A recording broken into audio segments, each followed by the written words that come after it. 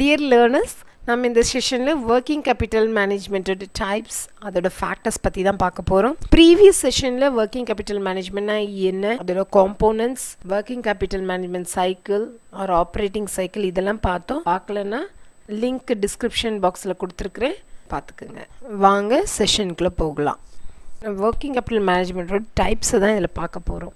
So இந்த types அப்படிን பொறுத்த வரைக்கும் நம்ம ரெண்டு விதமா பிரிச்சுக்கலாம். ஒன்னு வந்து basis of time and another one is concept. time base பண்ணி working capital management எப்படி இருக்கு, concept பேஸ் பண்ணி என்ன மாதிரி இருக்குங்கறத பார்க்கறோம். basis of time பொறுத்த வரைக்கும் நம்ம two types இருக்கு. one is permanent or fixed working capital, second one is temporary or variable working capital. permanent or fixed working capital அப்படினா என்னன்னு பாத்தீங்க அப்படினா minimum amount of working capital required. நமக்கு எந்த அளவு கம்மியான அமௌண்ட் வந்து working capital தேவைப்படுது, எதுக்காக பார்த்தனாக்க நம்மளோட fixed asset utilizationக்கும் normal operation of the businessக்காக. எப்பவுமே ஒரு ஆர்கனைசேஷன் வந்து minimum level of current asset வந்து மெயின்டைன் பண்ணணும். பண்ணா மட்டும் தான் அவங்களால வந்து business ரன் பண்ண முடியும்.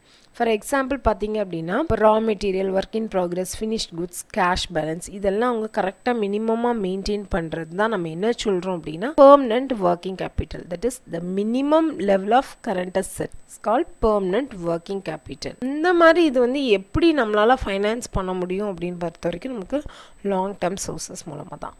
Then comes to temporary or variable working capital அப்படிን பொறுத்த வரைக்கும் permanent working capital இருக்கு இல்லையா, permanent working capital என்னன்னு சொன்னே minimum amount of working capital required for the business.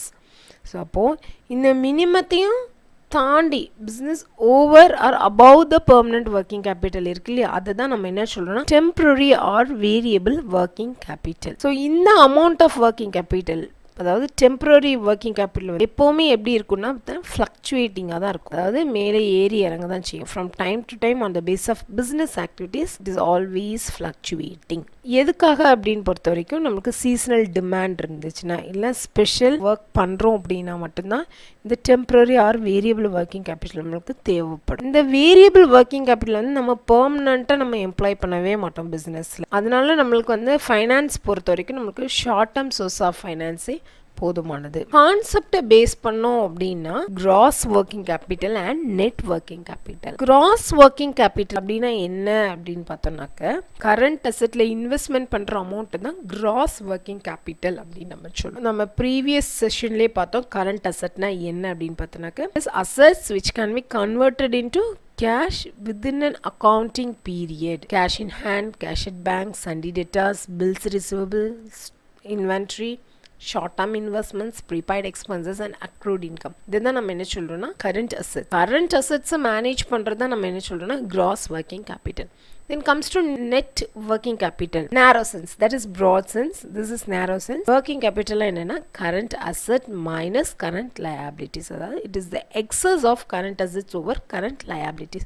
so current liabilities na enna, liabilities those claims which are expected to mature for payment within an accounting year. 1 year க்கு நம்மளால எவ்வளவு பே பண்ண முடியும், நமக்குள்ள obligations நம்ம எப்படி பே பண்ண போறோம், இதுல என்னெல்லாம் வரும்னு பாத்தீங்க அப்படினா sundry creditors, bills payable, outstanding expenses, bank overdraft, dividend payable, provision for taxation. இந்த net working capital வந்து பாசிட்டிவாவும் இருக்கலாம் நெகட்டிவாவும் இருக்கலாம். எப்போ பாசிட்டிவா இருக்குன்னு பார்த்தனாக்க when current assets exceeds current liabilities working capital be positive, and current liabilities exceeds current asset working capital be negative. So நமக்கு ரெண்டு கான்செப்டுமே ரொம்ப இம்பார்ட்டன்ட் தான். ஸோ எப்போ இந்த கிராஸ் ஒர்க்கிங் கேபிட்டல் சூட்டபிள் அப்படின்னு பார்த்தோன்னாக்க கம்பெனி ஃபார்ம் ஆஃப் ஆர்கனைசேஷனுக்கு தான். There is a difference between ownership and management and control. But net working capital எதுக்கு சூட்டபிளாக இருக்கும் பொறுத்த வரைக்கும் சோல் ப்ரொப்ரைட்டர்ஷிப்புக்கும் பார்ட்னர்ஷிப் ஃபார்முக்கும் யூஸ் பண்ண முடியும். பட் இந்த ரெண்டை பொறுத்த வரைக்கும் நமக்கு நெட் ஒர்க்கிங் கேபிட்டல் கான்செப்ட் தான் widely accepted concept. Permanent working கேபிட்டலுக்கும் டெம்பரரி ஒர்க்கிங் கேபிட்டலுக்குள்ள கிராஃப் போட்டிருக்கிறேன். ஸோ பெர்மனன்ட் ஒர்க்கிங் கேபிட்டல் எந்த சேஞ்சஸுமே இல்லாமல் நார்மலாக எந்த டைம் அப்படியே தான் போயிட்டே இருக்கும், எவ்வளோ அமௌண்ட் நம்ம போடுறோமோ அதுக்கேற்ற மாதிரி இருக்கும். ஸோ டெம்பரரி ஒர்க்கிங் கேபிட்டல் நான் சொன்னேன், இது வந்து எப்போவுமே நமக்கு fluctuating from time to time on the base of business activities. factors affecting working capital requirement. என்ன மாதிரி காரணிகள் வந்து working capital requirement affect பண்ணுது அப்படின்னு பார்த்தோம்னாக்க nature of business. For example, public utility concern like railway, electricity board இவங்களோட transaction எப்படி இருக்குன்னு பார்த்தோம்னாக்க cash basisல தான் இருக்கும். ஏன்னா இவங்க they do not require any large inventories.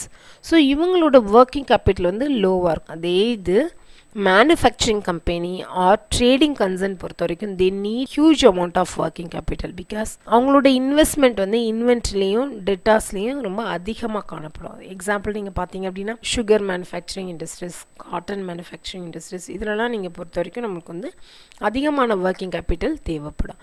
அப்போது நம்மளோட பிஸ்னஸ் நேச்சரை பொறுத்து நம்மளோட working capital requirement வந்து ஃபிக்ஸ் ஆகுது. செகண்ட் ஒன் பார்த்தோன்னாக்கா size of business. Large scale business organisation huge inventories வந்து வைப்பாங்க. ஸோ அவங்களுக்கு வந்து அதிகமான ஒர்க்கிங் கேபிட்டல் தேவைப்படும். இப்போ bigger the size larger working capital, smaller the size the smaller will be the working capital requirement. Third one பார்த்தோன்னாக்கா time and complexity of manufacturing process. So ஒரு production நம்ம பண்ணுறோம் அப்படின்னா அதிகமான லாங் ரன் ப்ரொடக்ஷன் இருக்குன்னு வைங்களேன், இன்வென்ட்ரியும் நம்மளுக்கு வந்து அதிகமாக தேவைப்படும். Longer the period of production higher will be the requirement of working capital and vice versa. Manufacturing cost. So நம்மளுக்கு மேனுஃபேக்சரிங் காஸ்ட் அதிகமாக இருக்க ஒர்க்கிங் கேபிட்டல் ரெக்யர்மெண்ட் அதிகமாக இருக்கும். கம்மியாக இருந்துச்சுன்னா ஒர்க்கிங் கேபிட்டல் ரெக்யர்மெண்ட் குறைவாகவே இருக்கும். Growth and expansion. ஒரு ஆர்கனைசேஷன் இருக்குது, நல்லா வளர்ந்து வர்றாங்க அப்படின்னா they need more working capital to finance. ஏன்னா அவங்களோட ஆக்டிவிட்டீஸ் எக்ஸ்பேன்ஷன் இதெல்லாம் நம்ம கொண்டு வரணும்னா நிறைய ஒர்க்கிங் கேபிட்டல் தேவைப்படும். ஸோ இதே இது வந்து ஸ்டாட்டிக்காக இருக்கிறாங்க, எந்த ஒரு க்ரோத் எதுவுமே இல்லாதவங்களுக்கு ஒர்க்கிங் கேபிட்டல் ரெக்யர்மெண்ட் வந்து லோவாக இருக்கும். Terms of purchase and sales. இப்போ லிபரல் கிரெடிட் சேல்ஸ் இருக்குன்னு வைங்களேன், இப்போ நம்மளோட ஃபண்ட் எல்லாமே என்ன ஆயிரும் அப்படின்னா லாக் ஆகி போயிடும். ஏன்னா சண்டே டேட்டஸ் ஒழுங்காகவே பே பண்ண மாட்டாங்க. liberal credit sales நம்ம கொடுக்குறோம் அப்படின்னா we need more working capital than a company which observe strict credit norms. அதே மாதிரி working capital requirement வந்து ஒரு கம்பெனி வந்து they enjoy liberal credit facility from its suppliers, they will need lower working capital. ஆனால் இதே இது company வந்து has to purchase only for cash அப்படிங்கிற பட்சத்தில் they need more amount of working capital. Then conditions of supply. So இப்போ supply of raw material வந்து இர்ரெகுலராக இருக்குன்னு வைங்களேன். ஸோ அப்போ கம்பெனி வந்து என்ன தள்ளப்படுவாங்கன்னா நிறைய ஸ்டாக் வந்து மெயின்டைன் பண்ணணும். ஏன்னா ப்ரொடக்ஷனை வந்து நிறுத்தாமல் அவங்க பாட்டு கண்டினியூஸாக கொண்டு போகணும். அந்த டைமில் என்ன ஆகும் அப்படின்னா ஒர்க்கிங் கேபிட்டல் ரெக்யர்மெண்ட் வந்து அதிகமாக இருக்கும். Market conditions. ஸோ இப்போ ஒரு ப்ராடக்ட் வந்து அதிகமாக டிமாண்ட் இருக்குது, இல்லை ப்ரைஸ் வந்து அதிகமாக இருக்குது அப்படின்னு பொறுத்த வரைக்கும் அந்த நேரம் என்ன ஆகும்னா larger amount of working capital தேவைப்படும். And vice versa. Business cycle. ஒரு கம்பெனின்னு பொறுத்த வரைக்கும் க்ரோயிங் ஸ்டேஜில் இருக்காங்க அப்படின்னா need more number of working capital. இது டிக்ளைன் ஸ்டேஜில் இருக்கும்னுச்சுன்னா அவங்களுக்கு வந்து lower amount of working capital requirement தான் தேவைப்படும். Operating cycle. Operating cycle conversion of raw material into finish goods to debtors to cash. So இந்த சைக்கிள் இருக்கு இல்லையா, இந்த சைக்கிள் வந்து அதிகமாக நம்மளுக்கு என்ன ஆகும் அப்படின்னா ஒர்க்கிங் கேபிட்டல் ரெக்யர்மெண்ட்டும் அதிகமாகும். Rate of turnover. இப்போ செல்ல ஃபார்ம் வந்து என்ன பண்ணுவாங்கன்னா டாமினன்ட் பொசிஷனாக இருப்பாங்க மார்க்கெட்டில்.